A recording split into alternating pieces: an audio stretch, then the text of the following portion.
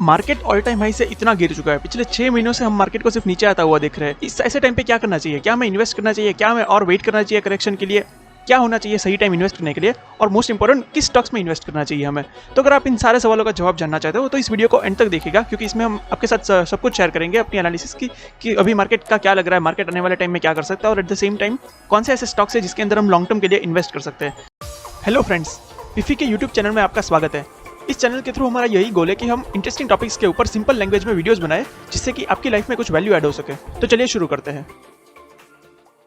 तो सबसे पहले एक बार ब्रीफली समझ लेते हैं कि ब्रॉडर मार्केट्स क्या कर रहे हैं और उसमें क्या हो सकता है। तो अगर हम देखेंगे तो पीक से जो है ऑलमोस्ट 17-18% का करेक्शन जो है वो एक बार आ चुका है। अगर हम किसी भी बुल मार्केट के विद इन देखें तो 20 से 25% का करेक्शन जो है वो एक हेल्दी करेक्शन माना जाता है।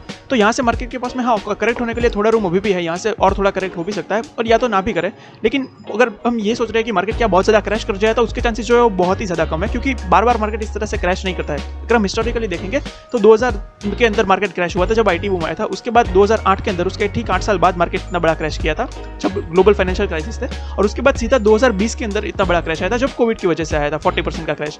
अदरवाइज अगर हम नॉर्मली देखें तो मार्केट जो है वो 20 से 25% का करेक्शन देता है और वहां से फिर वापस ऊपर जाना शुरू कर देता है। तो उस हिसाब से मार्केट के अंदर हम कह सकते हैं कि अब यहाँ से हो सकता है 8-10% का करेक्शन और आ जाए, लेकिन बहुत ज्यादा बड़ा क्रैश आ जाएगा ऐसा नहीं होने वाला है। तो ये जो है वो एक अच्छा टाइम है, यहाँ से हमें इन्वेस्टमेंट जो है वो धीरे धीरे करके शुरू कर देना चाहिए। तो चलिए अब देखते हैं कि किस स्टॉक्स में हमें इन्वेस्ट करना चाहिए ताकि वो लॉन्ग टर्म में हमारे लिए अच्छी वेल्थ क्रिएट करके दे। तो मैं आपके साथ में टॉप 5 स्टॉक्स शेयर करने वाला हूँ कि जिन स्टॉक्स के अंदर हम एक अच्छे से इन्वेस्ट कर सकते हैं जो लॉन्ग टर्म में हमें अच्छी वेल्थ क्रिएट कर सकते हैं। तो नंबर 5 पे आता है महिंद्रा एंड महिंद्रा। अब ये सबसे पहले तो अगर हम देखेंगे तो ईवी का थीम जो है वो आने वाले डेकेड के अंदर सबसे बड़ा थीम रहने वाला है, वो हम सब जानते हैं। और उसके अंदर अगर हम इंडिया में देखेंगे तो टाटा मोटर्स और महिंद्रा एंड महिंद्रा ये दोनों ऐसी कंपनीज है जो ईवी के अंदर काफी अच्छे से रिसर्च कर रही है और आगे बढ़ रही है, और आने वाले टाइम में अगर कोई लीडर बनेगी तो वो इन कंपनीज में से ही कोई बन सकती है और टॉप की ईवी कंपनीज बन सकती है। तो सबसे पहले तो ऑटोमोबाइल हो गया। उसके बाद अगर हम उनकी सब्सिडीज को देखेंगे तो उसमें क्लब और रिसोर्ट्स का बिजनेस भी आता है, उसके अलावा M&M फाइनेंशियल्स भी है। इस तरह से काफी सारी सब्सिडीज भी है, उसकी छोटी छोटी कंपनीज है, इसके अंदर M&M जो है Mahindra and Mahindra main company है वो स्टेक होल्ड करती है। तो उन कंपनीज के अंदर भी हम इनडायरेक्टली पार्टिसिपेट कर रहे हैं अगर हम महिंद्रा एंड महिंद्रा में इन्वेस्ट करते हैं। और अब अभी देखेंगे तो पिछले 2 साल से ऑलमोस्ट इतना कुछ इरेगुलर चल रहा था, बार बार लॉकडाउन आते थे ये वो, अब पूरी तरह से जो है सब कुछ नॉर्मल हो चुका है। तो यहाँ से इन सारे बिजनेसेस को जो है वो अच्छा फायदा होने आने वाले सालों के अंदर।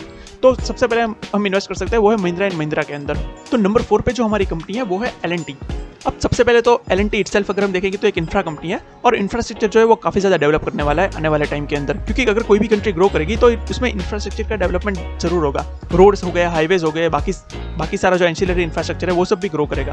तो L&T खुद तो है, उसके अलावा उसकी जो सब्सिडरीज है उसके अंदर भी हम एक इनडायरेक्ट इन्वेस्टमेंट लेंगे अगर L&T में इन्वेस्ट करेंगे तो। उस पर कंपनीज आती है वो है L&T technology service, L&T infotech, और इसके साथ ही अभी जो मर्जर हुआ है उसकी वजह से माइंडट्री भी अब आ चुकी है। तो IT के अंदर हमारा एक अच्छा खासा एक्सपोजर हो जाएगा अगर हम L&T में इन्वेस्ट करते हैं तो। और हमने पिछले 3-4 सालों से देखा है ये दोनों कंपनीज जो है L&T टेक्नोलॉजी सर्विसेज और L&T इन्फोटेक ये दोनों ही काफी अच्छे से ग्रो कर रही है। एक टाइम पे ये स्मॉल कैप कंपनीज हुआ करती थी जब ये लिस्ट हुई थी 2016-17 में, लेकिन वहां से जो है कंसिस्टेंटली ये 6 से 7 गुना हो चुकी है और अभी निफ्टी नेक्स्ट 50 का पार्ट बन चुकी है। और वी वोंट बी सरप्राइज अगर ये निफ्टी 50 का भी आने वाले टाइम में पार्ट बने, क्योंकि अगर हम पास में देखेंगे 20-30 साल पहले इन्फोसिस TCS भी ठीक ऐसी ही कंपनीज हुआ करती थी और फिर वो इतना तेजी से इतना कंसिस्टेंटली ग्रो करती गई और इतनी बड़ी कंपनीज बन गई। तो ठीक वैसे ही L&T की ये जो टेक कंपनीज है वो भी आगे चल के काफी अच्छा ग्रो कर सकती है, और इन दोनों कंपनीज का मेजॉरिटी स्टेक जो है वो L&T के पास ही है। तो अगर हम L&T में इन्वेस्ट करते हैं तो उसकी जो इंफ्रास्ट्रक्चर बिजनेस है उसके साथ साथ में हम उसके IT बिजनेस के अंदर भी इन्वेस्ट कर रहे हैं और उसके साथ ही उसकी बाकी की सब्सिडीज है, तो इन सब के अंदर भी हमारा थोड़ा थोड़ा एक्सपोजर हो जाएगा। तो L&T के अंदर भी हम डेफिनेटली इन्वेस्ट कर सकते हैं। हमारे तीसरे नंबर पे जो कंपनी आती है वो है ICICI बैंक। कंट्री जिस तरह से ग्रो करेगी तो उसमें सबसे बड़ा फायदा अगर किसी सेक्टर को होगा वो होगा बैंकिंग और फाइनेंशियल को, क्योंकि जितने भी सेक्टर्स ग्रो करेंगे उन सब में बैंकिंग और फाइनेंशियल का डायरेक्टली इनडायरेक्टली किसी ना किसी तरह का तो रोल होगा ही। तो इस तरह से हम ICICI बैंक के अंदर उसके बैंकिंग बिजनेस में इन्वेस्ट कर सकते हैं और उसके साथ ही उसकी बाकी की जो सब्सिडरीज है उसमें भी हम एक इनडायरेक्ट इन्वेस्टमेंट ले लेंगे, जैसे कि इंश्योरेंस बिजनेस हो गया और स्टॉक ब्रोकिंग का बिजनेस हो गया, ICICI सिक्योरिटीज हो गया। अब ये दोनों ही काफी ज्यादा ग्रोथ दिखाने वाले आने वाले टाइम में, तो हम ICICI बैंक को भी डेफिनेटली कंसिडर कर सकते हैं। देन नंबर 2 पे जो स्टॉक है वो है HDFC। मैं HDFC बैंक की बात नहीं कर रहा हूँ, मैं HDFC की बात कर रहा हूँ। अब ये सिमिलर स्टोरी है जो हमने ICICI बैंक की बात करी। HDFC सबसे पहले खुद जो है वो एक हाउसिंग कंपनी है, हाउसिंग फाइनेंस कंपनी है, और इसके साथ ही वो सब्सटेंशियल स्टेक होल्ड कर दी है HDFC बैंक के अंदर और बाकी सारी HDFC ग्रुप की जो कंपनीज है उसके अंदर। तो यहाँ पे भी हम HDFC में इन्वेस्ट करके पूरे HDFC ग्रुप के अंदर इन्वेस्ट कर रहे हैं। तो सबसे पहले तो हाउसिंग फाइनेंस ऑब्वियसली ग्रो करने वाला है, क्योंकि यहाँ से आने वाले टाइम में रियल एस्टेट काफी ज्यादा ग्रो करेगा, इंटरेस्ट रेट्स भी कम हो रहे हैं, तो उस केस में जो घर लेंगे वो ऑब्वियसली लोन पे लेंगे। कोई बहुत कम लोग होते हैं जो डायरेक्टली डायरेक्टली पूरा पे करके कर देते हैं। तो हाउसिंग फाइनेंस बिजनेस ग्रो करेगा। At the same time HDFC bank कुछ कहने की जरूरत नहीं है, इंडिया की टॉप बैंक है, तो उसके अंदर एक्सपोजर लेना तो बनता ही है। तो हम HDFC को भी जरूर डेफिनेटली कंसिडर कर सकते हैं। और हमारा जो सबसे टॉप पिक है, और ये वो कंपनी है कि इंडिया में अगर हमें लॉन्ग टर्म में ग्रो करना है तो ये कंपनी हमारे पोर्टफोलियो का पार्ट डेफिनेटली होनी चाहिए, और वो है रिलायंस इंडस्ट्रीज।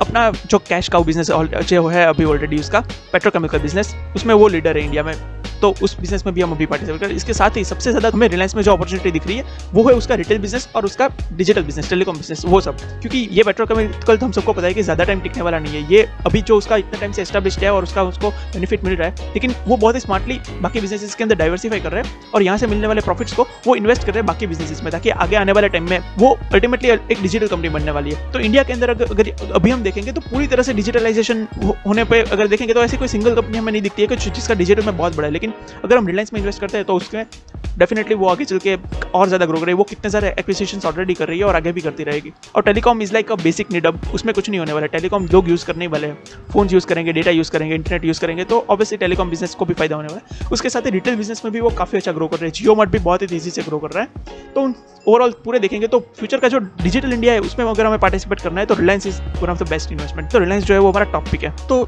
जो हमने 5 स्टॉक्स की यहाँ पे बात करी वो है Mahindra Mahindra, L&T, ICICI bank, HDFC और रिलायंस। इन 5 स्टॉक्स के अंदर हम इक्वल वेटेज रख करके एक पोर्टफोलियो बिल्ड कर सकते हैं। लॉन्ग टर्म में ये अच्छा वेल्थ क्रिएट करके दे सकती है। तो हम ओवर नेक्स्ट फ्यू मंथ्स एक सिस्टमेटिक बेसिस पे इसमें इन्वेस्टमेंट कर सकते हैं। अगर इन 5 स्टॉक्स में हम इन्वेस्ट करेंगे तो ऑब्वियसली लॉन्ग टर्म में हमें बहुत ही अच्छी वेल्थ क्रिएट करके दे सकते हैं ये स्टॉक्स। तो अगर आपको ये वीडियो पसंद आया, इससे कुछ सीखने को मिला है, तो इस वीडियो को लाइक कीजिए। अगर आपके पास कोई सजेशंस और टॉपिक्स को लेके जो कि हम फ्यूचर के वीडियोस में कवर करें तो आप कमेंट में लिख सकते हो। उन टॉपिक्स के ऊपर भी वीडियोस जरूर बनाएंगे। इसी तरह के और इंटरेस्टिंग वीडियोस देखते रहने के लिए और हमारी चैनल से जुड़े रहने के लिए पिफी को सब्सक्राइब कीजिए और बेल आइकन को प्रेस कीजिए ताकि आप कोई भी फ्यूचर की वीडियो मिस ना करें। Thank you so much for watching.